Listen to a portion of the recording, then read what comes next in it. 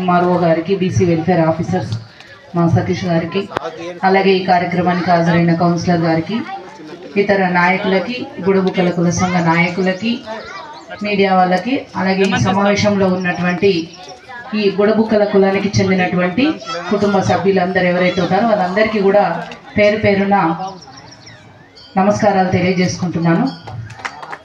వాస్తవానికి మా చైర్మన్ గారు మాట్లాడిన తర్వాత మేము ఎవరు మాట్లాడము, ఎందుకంటే మేము అన్నీ డిస్కస్ చేసుకొని వస్తాం.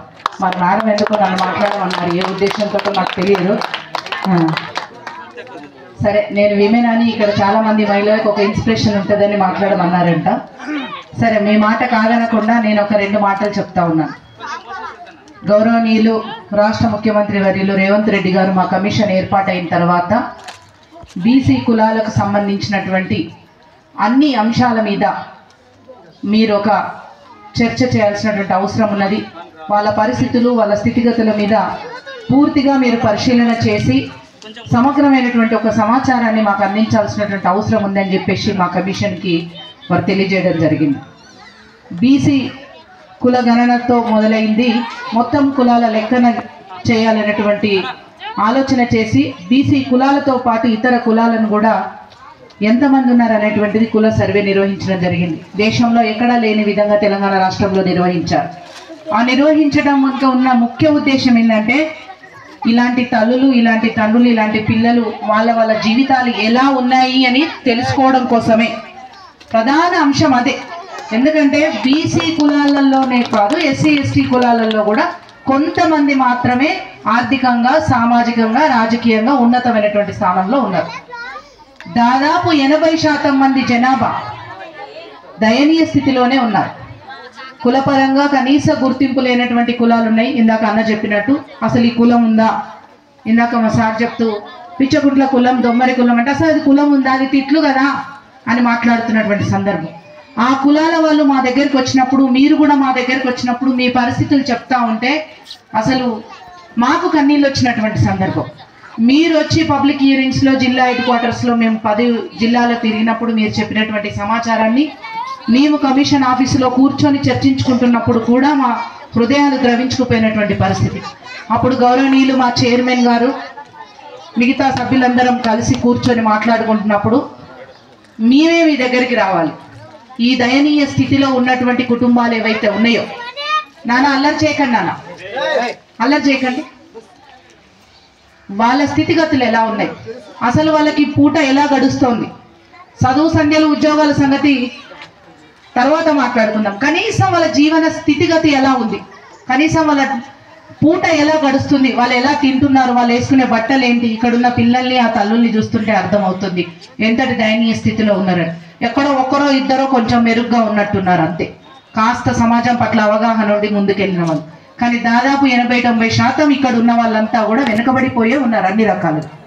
సో ఇవాళ ఇంత దూరం మేము వచ్చినాము అంటే మీ పిల్లలు అంటే మీ తాత ముత్తాతలు వాళ్ళకు చదువు లేకపోవచ్చు, కులవృత్తి చేసుకున్నారు కావచ్చు, 2 గంటలకో 3 గంటలకో వచ్చి డమరుకాన్ని మోగిస్తూ భిక్షాటన చేసినారు కావచ్చు. అప్పుడు అది గౌరవప్రదంగా చేసుకున్నారు, సమాజం కూడా దాన్ని స్వీకరించింది.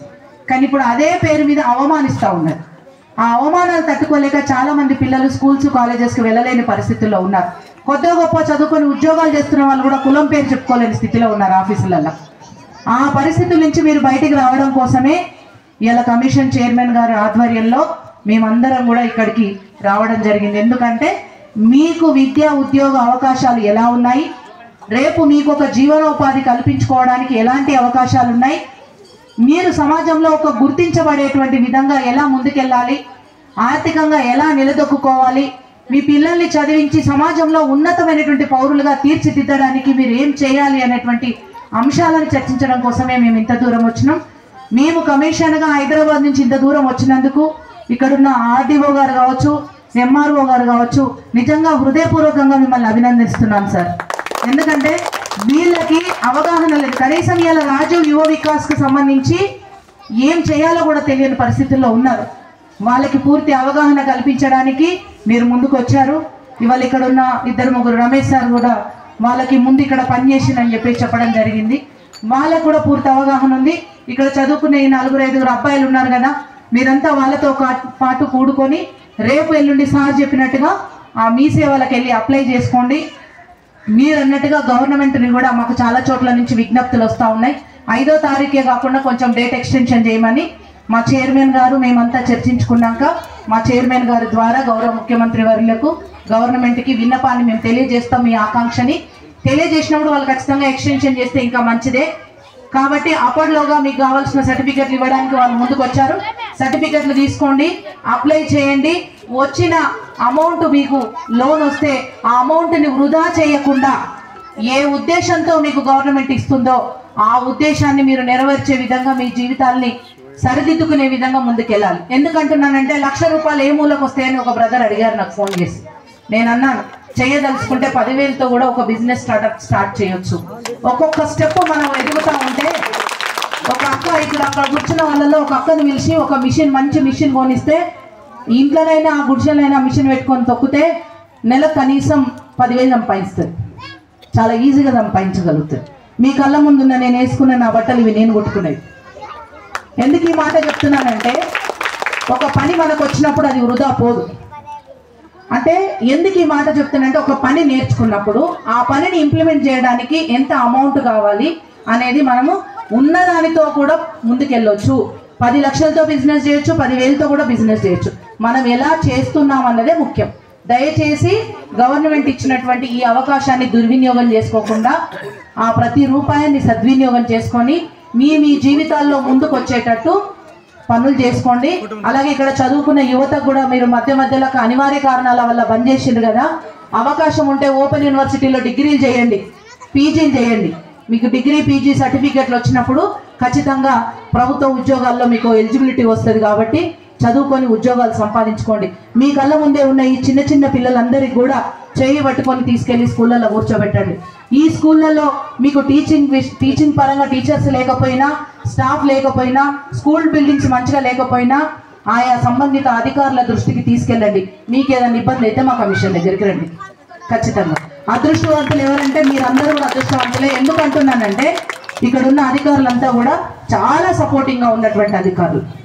ఇంకా ఏమైనా వాళ్ళ పరిధిలో లేనివి, వాళ్ళు చేయలేని ఉంటే, వాళ్ళు చేయగలిగితే ఆల్రెడీ వాళ్ళే ముందుకు వచ్చారు. వాళ్ళ పరిధిలో లేనివి, వాళ్ళు చేయలేనివి ఏమైనా ఉంటే మా దగ్గరికి రండి. మేము కూడా ప్రభుత్వానికి విన్నవిస్తాం.